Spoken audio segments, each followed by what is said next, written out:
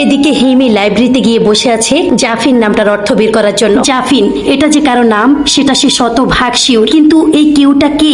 অনেকগুলো প্রাচীন পৌরাণিক বই সে উল্টে পাল্টে খুঁজলো, কিন্তু কিচ্ছু পেল না। জাফিন নামটির কোনো অস্তিত্বই নেই এইসবে। তাহলে কি সে ভুল পথে হাঁটছে? হিমি হতাশ হয়ে লাইব্রেরি থেকে বেরিয়ে এলো। বাসায় ফিরলো যখন, তখন সন্ধ্যা পেরিয়েছে। হিমির খালামণি শিখার প্রচন্ড জ্বর, সে দরজা বন্ধ করে বসে আছে। হিমি কয়েকবার ডেকে দরজা খুলতে বললে সে প্রত্যুত্তরে বলেছে, জ্বর মাথা ব্যথায় ভালো লাগছে না। ভ্যার ভ্যার করিস না হিমি, ঘরে যা, আজ কিছু করিনি, বাইরে থেকে এনে খেয়ে নে। তুমি খাবে না খালামণি? আমার খিদে নেই, আমি ঘুমাবো। ওষুধ তো খাওয়া লাগবে খালামণি, আমার শরীর আমি বুঝবো, তোকে জ্ঞান দিতে হবে না। হিমি রাগে ফুসফুস করতে করতে নিজের ঘরে চলে এলো। সাথে সাথেই তার মন ভালো হয়ে গেল। কি সুন্দর সুবাস। হিমি বড় নিঃশ্বাস টেনে নেয়, যেন সবটুকু সুঘ্রাণ নিজের ফুসফুসে ধারণ করতে চায় সে। ঘর দোর সুন্দরভাবে গোছানো, নিশ্চয়ই তার খালামণি শিখা গুছিয়েছে। একটু আগেই তার খালামণির উপর রাগ জমেছিল, নিমিষেই হাওয়া হয়ে গেল সেই রাগ। হিমি গুনগুন করে একটা গান গাইছে। ফ্রেশ হয়ে জামা ছেড়ে বিছানায় শুয়ে পড়লো। আর জমিয়ে একটা মুভি দেখা হবে। অনলাইনে খাবার অর্ডার দিয়ে মুভি দেখতে লাগলো সে। প্রায় 10 মিনিট পরেই খাবার চলে এলো। বেল বাজিয়ে খাবারগুলো দরজার বাইরে রেখেই চলে গেল কেউ একজন। হিমি দরজা খুলে কাউকে দেখতে পেল না। সে ভাবলো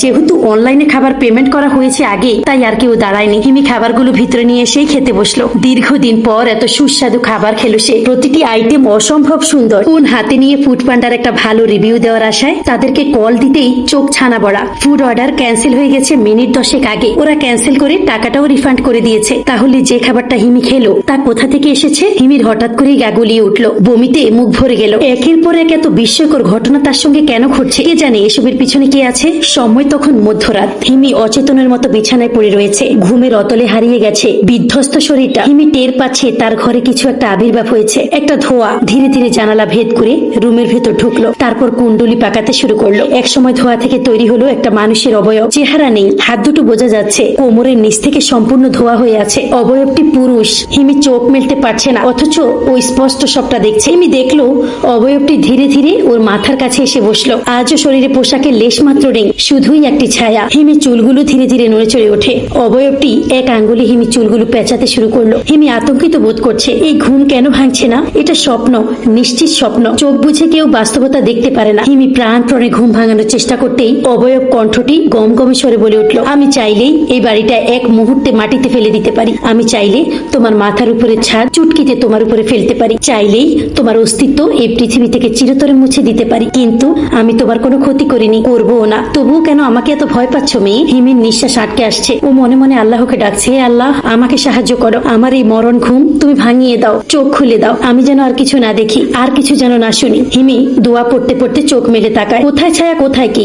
স্বপ্নই। হিমি স্বস্তির নিঃশ্বাস ফেলতে ফেলতে নজরে আসে বিছানার উপর ঠিক ওর মাথার কাছে যেখানে বসেছিল সেই অবয়বটি, সেখানেই একটি গোলাপ ফুল রাখা, সাথে আরেকটি কাগজ। হিমি কম্পিত হাতে গোলাপটি জায়গা থেকে সরালো। কাগজটি দ্রুত গতিতে ভাঁজ খুলে পড়তে শুরু করলো। আমায় নিয়ে তোমার খোঁজাখুঁজি দেখে ভীষণ খুশি হয়েছি আমি। আবার আমায় না পেয়ে তোমার হতাশা দেখেও আমার খুশি লাগছে। তুমিও তবে সমান আগ্রহী, যতখানি আগ্রহে আমি তোমার কাছে এসেছি। ভয় করো না মেয়ে, আমি মানুষ নই, তবে মানুষকে ভালোবাসতে জানি। যদি আমার দেখা চাও তবে মধ্যরাতে বারান্দায় গোলাপ হাতে দাঁড়িয়েও কিছু কথা আছে যা জানা তোমার জন্য জরুরি। জাফিন। হিমি ড্যাব ড্যাব চোখে লেখাগুলোর দিকে চেয়ে রইল, ঠিক সেদিনকার মতো। কে এই জাফিন? তার কাছে কি চায়? হিমির মাথার ভেতরটা চক্কর দিয়ে উঠে। হিমির বাবা নজরুল আর মা সালমা বাড়ি ফিরেছেন। তারা বাড়ি এসে হিমিকে দেখে দুজনই হতবাক চোখে চেয়ে রইলেন। যে মেয়েকে দেখে গেছে আর যাকে এসে দেখছে, দুজনের ভিতরে আকাশ পাতাল তফাৎ। চোখের নিচটা দেবে গেছে, কালো কালির বলি রেখা সেখানে। শরীর শুকিয়ে কাঠ, ঠোঁটের হাসিটাও মলিন। সালমা কাঁদো কাঁদো গলায় বলল, তোর এই অবস্থা কেন রে হিমি? খাসনি নাকি? ঘুমাওনি ঠিক মতো?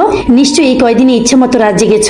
নজরুলের বক্তব্য শুনে সালমা গলার কণ্ঠ খানিকটা শক্ত করে বলল, তোকে কতবার না বলেছি নিজের খেয়াল রাখার জন্য? আর শিখা কই? ওকে তোর দিকে নজর রাখতে পারেনি? হিমি ক্লান্ত গলায় বলে উঠল, মা আমি ঠিক আছি, গতকাল রাতে ঘুম হয়নি তাই এমন লাগছে। আর খালামণি সবসময় আমার খেয়াল রেখেছে। আমি এখন একটু ঘুমাবো মা, আমার ঘুম না ভাঙলে আমাকে ডেকো না। হিমির খুব ইচ্ছা আজকের রাত 3টায় সে বারান্দায় গোলাপ হাতে দাঁড়িয়ে থাকবে, দেখতে চায় এরপর কি ঘটে। আর কেই বা এই জাফিন? হিমি ফোন হাতে তুলে নিল। অনেকগুলো মিসড কল। নাম্বারটি ডাক্তার কবির আঙ্কেলের। হিমি তাকে ছোট্ট একটা মেসেজ লিখে পাঠালো, আমি ভালো আছি আঙ্কেল, আমার সব সমস্যা সমাধান হয়ে গেছে, তাই আর আপনার কাছে আসিনি। 2-1 দিনের ভেতর আপনার ওখানে গিয়ে আপনাকে থ্যাঙ্কস জানিয়ে আসবো। আপনার নার্ভ ঠান্ডা করা মেডিসিন গুলো আসলে অনেক উপকারে এসেছে। তারপর ফোন সুইচ অফ করে সে ঘুমিয়ে পড়লো। অনেকদিন পর তার বেশ ভালো ঝরঝরে ঘুম হলো। তারপর হিমি গোসল সেরে মায়ের কাছে এসে বসলো। হ্যাঁ রে হিমি, তোর ফাইনাল এক্সাম কবে? আর মাস 3 পরে। কেন মা? এমনিতেই। তোর পছন্দের কেউ আছে ভার্সিটিতে? পছন্দের কেউ শব্দটা শুনতেই হিমির রবিনের মুখটা মনের পর্দায় স্পষ্ট ভেসে উঠল। উঠল। আজও রবিনকে সে পছন্দ করে, শুধুই রবিনকে পছন্দ করে,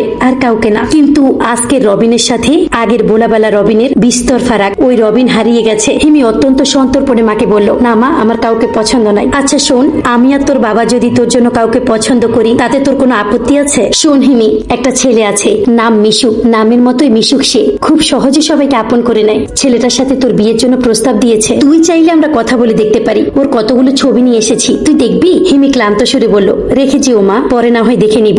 আর শোনো, আমার খাবার টেবিলে রেখে দিও, আমি রাতে খাবো। এখন একটু পড়তে বসবো, কেউ যেন বিরক্ত না করে। সালমা বেগমও মেয়েকে সময় দিয়ে উঠে চলে গেলেন। নিজের রুমে এসেই গোলাপের ঝাড়টির দিকে তাকালো হিমি। ওটাই 3টে গোলাপ। হিমি অবাক বিষয় চেয়ে রইল। তাজা সতেজ গোলাপ 3টি ঝরে গেছে। পাপড়িগুলো কালো কুচকুচে বর্ণ ধারণ করেছে। সুঘ্রাণটিও ফুরিয়ে গেছে। হিমি মনে মনে ভাবলো, সকল সমস্যা শেষ, আবার আগের জীবন ফিরে পাবেও। সুস্থ, সুন্দর, ভয়হীন স্বাভাবিক জীবন। সারা দিন ভর ঘুমিয়ে কাটিয়েছে বিদায়। দু চোখে ঘুমে লেশ মাত্র নেই হিমি। বুকের ভেতরে উত্তেজনায় ভরপুর। হিমি ঘরে এসে বিছানায় শুতেই আতঙ্কে জমে গেল। গন্ধটা নাকে এসে মাত্রই ঠেকলো, সেই পুরনো সুঘ্রাণ যা থেকে শুরু হয়েছিল সব সমস্যা। হিমি নড়ে চড়ে উঠে বসলো। আশেপাশে তাকালো, ঘরের বাতি জ্বলছে, কোথাও কেউ নেই। হিমির কি জানি মনে হতেই বলে উঠলো, কেউ আছো? উত্তরের আশা করেনি, তবু উত্তর এলো, আছি। হিমি শরীরে রক্ত ছলকে ওঠে। গা হিম করা, গম্ভীর কণ্ঠস্বর। অশরীরী, আজ বুঝতে বাকি নেই কিছু। হিমির মুখটা কাদো কাদো হয়ে গেল মুহূর্তে। উঠে গিয়ে একটা দৌড় দিয়ে এ ঘর ছাড়তে পারলে ভালো হতো। পুরো শরীর অবশ হয়ে গেছে। কে আপনি?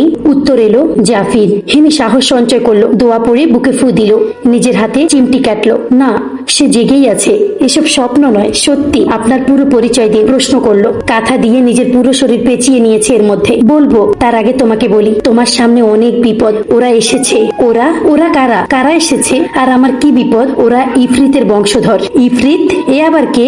আমাকে বুঝিয়ে বলুন। আর আমার সাথে কি যেন জরুরি কথা আপনার। আপনি সেসব কাগজগুলো পাঠিয়েছেন আমাকে? না। হিমি চমকে গেল। আপনি এসব আমাকে দেননি? গোলাপগুলো আপনি দেননি? আমি তোমাকে কিছুই দেইনি। আমি এ ঘরে আজই এসেছি। হিমি ফ্যাল ফ্যাল করে চেয়ে রইল। ও বুঝতে পারছে না কিছু। কি হচ্ছে? বিভ্রম। এগুলো ওরাই দিয়েছে, যারা এসেছে তোমাকে নিয়ে যেতে। তোমার বিপদ হিমি, আমি ওদের দেখেছি, ওদের কথা শুনেছি, কিন্তু কোনো নিষ্পাপের ক্ষতি চাই না, তাই তোমাকে সাবধান করতে এসেছি। তুমি সাবধানে থেকো। কিন্তু আপনি কে? সে ফিসফিস করে বলল, ওদেরই একজন। আমি জাফিন, ইফরিতের বংশধর। তোমাকে যে সৃষ্টি করেছে, আমাদেরকেও সেই একই সৃষ্টিকর্তা সৃষ্টি করেছে। মানুষে মানুষে যেমন ভেদ, ভালো খারাপ আমাদের ভিতরে তেমন আছে। ওরা 3জন, আর আমি একা। আমি আমার সব চেষ্টা দিয়ে তোমাকে আগলে রাখবো, কিন্তু যদি ব্যর্থ হই তাহলে তোমার অনেক বড় বিপদ হিমি, অনেক বড় বিপদ। ওরা কেন আমাকে নিতে এসেছে? আমি কি করেছি? কি চায় আমার কাছে? কি হলো? উত্তর দিন, জবাব দিন। জাফিন, জাফিন। হিমি ক্রমাগত পাগলের মতো চিৎকার করতে লাগলো। তখনই ওর ঘরে নজরুল এবং সালমা প্রবেশ করলো। ওনারা ওর চিৎকার শুনে এসেছে, আর ওনাদের দেখে যে এসেছিল সেও চলে গেছে। বাতাসে আর কোনো মিষ্টি গন্ধ নেই।